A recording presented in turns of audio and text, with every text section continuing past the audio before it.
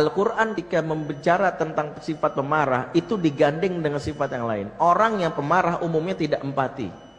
Makanya lihat ayat surat Al-Imran 133 134. Maka bersegera kamu menuju ampunan Allah dan surga yang seluas langit dan bumi yang dipersiapkan untuk orang bertakwa.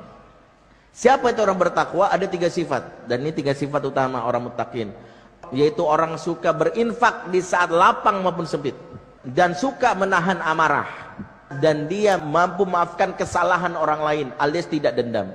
Berkata para ulama ketika membahas ayat ini, surat Al-Imran 134, 3 sifat ini itu terangkai, terikat di dalam satu perilaku orang muttaqin, dan kalau satunya copot pasti yang lain copot.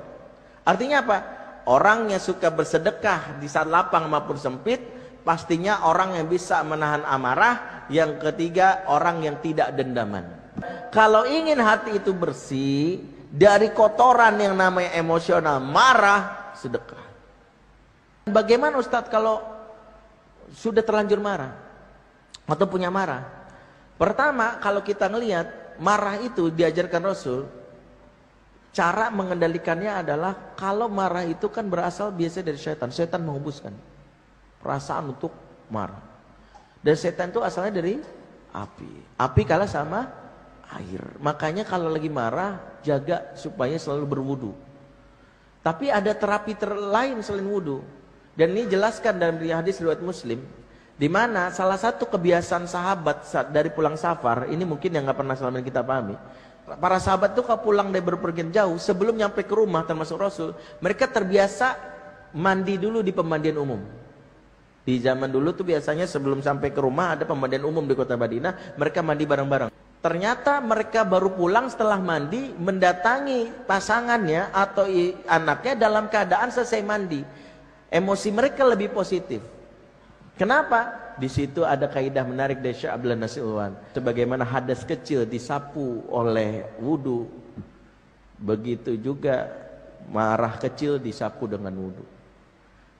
Tapi kalau hadas sudah besar tidak cukup dengan wudu, ya seperti kita junub hadas besar wajib dengan mandi, begitu juga kemarahan yang berkepanjangan karena lelah disapunya dengan mandi.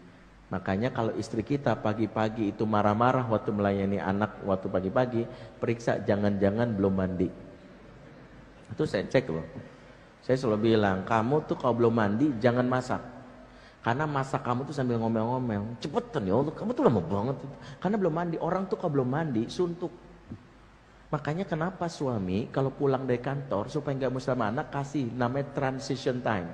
Boleh nggak aku sampai rumah jangan langsung megang anak. Makanya nyampe rumah kasih transition time. Aku mandi dulu, ngopi dulu. Setelah itu baru berinteraksi. Karena ketika kita pulang lelah dan kesel di panjang perjalanan, itu terluruh pada saat kita mandi. Itu pentingnya. Apalagi termasuk posisi tubuh. Rasul mengatakan kalau marah itu kalau lagi diri suruh duduk. Ternyata berdasarkan riset marah itu berkembang semakin menjalar kalau aliran darah itu berkembang cepat. Salah satunya adalah kalau kita membesarkan badan. Makanya kalau orang pemarah itu berorasi sambil diri sambil ngangkat tangan pasti makin marah.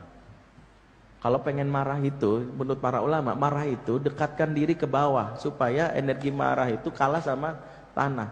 Makanya kalau lagi marah duduk. Masih marah juga tidur. Coba deh kalau lagi marah sama anak sekali-sekali nggak marahnya sambil tiduran gitu. Kalau makin marah juga jepit sampai menyentuh bagian perut, bagian lututnya ketemu dengan perut. Mengecilkan badan, mengecilkan aliran darah sehingga meminimalisir dampak dari setan untuk menggoda kita.